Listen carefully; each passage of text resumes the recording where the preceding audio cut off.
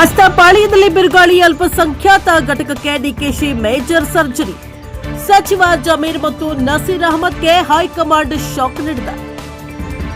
ದಾವಣಗೆರೆ ದಕ್ಷಿಣ ಉಪ ಚುನಾವಣೆಯ ಫಲಿತಾಂಶದ ಬೆನ್ನಲ್ಲೇ ಈಗ ರಾಜ್ಯ ಕಾಂಗ್ರೆಸ್ ಪಕ್ಷದಲ್ಲಿ ಆಂತರಿಕ ಅಸಮಾಧಾನದ ಸ್ಫೋಟ ಸಂಭವಿಸಿದೆ.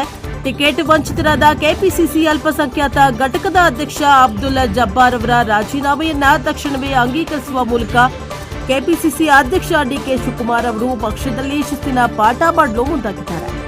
ಈ ಬೆಳವಣಿಗೆಯು ರಾಜ್ಯ ರಾಜಕಾರಣದಲ್ಲಿ ಭಾರಿ ಸಂಚಲನಕ್ಕೆ ಕಾರಣವಾಗಿದೆ.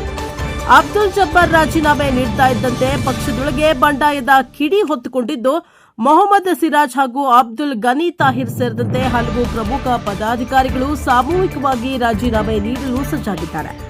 ಈ ಪರಿಸ್ಥಿತಿಯನ್ನು ಅತ್ಯಂತ ಗಂಭೀರವಾಗಿ ಪರಿಗಣಿಸಿದ ಕಾಂಗ್ರೆಸ್ ಹೈಕಮಾಂಡ್ ಭಿನ್ನಮತ ಶಮನಗೊಳಿಸುವ ಬದಲು ಇಡೀ ಅಲ್ಪಸಂಖ್ಯಾತ ಘಟಕವನ್ನೇ ವಿಸರ್ಜಿಸುವ ಮೂಲಕ ಕ್ರಾಂತಿಕಾರಿ ನಿರ್ಧಾರವನ್ನು ಕೈಗೊಂಡಿದೆ.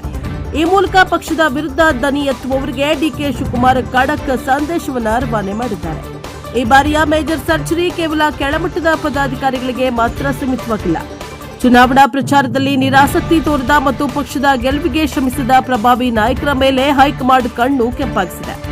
ಮುಖ್ಯಮಂತ್ರಿಗಳ ರಾಜಕೀಯ ಕಾರ್ಯದರ್ಶಿ ನಜೀರ್ ಅಹಮದ್ ಹಾಗೂ ಸಚಿವ ಜಮೀರ್ ಅಹಮದ್ ಖಾನ್ ಅವರ ಸ್ಥಾನಮಾನಗಳಿಗೂ ಹೊತ್ತು ಬರುವ ಮುನ್ಸೂಚನೆ ಸಿಕ್ಕಿದೆ.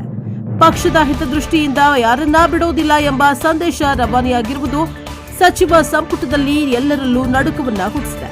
ಒಟ್ಟಾರೆಯಾಗಿ ಡಿಕೆ ಶಿವಕುಮಾರ್ ಅವರ ಈ ಮಾಸ್ಟರ್ ಸ್ಟ್ರೋಕ್ ಕಾಂಗ್ರೆಸ್ ಪಕ್ಷದ ಆಂತರಿಕ ವಲಯದಲ್ಲಿ ಹೊಸ ಸಂಚಲನವನ್ನೇ ಮೂಡಿಸಿದೆ.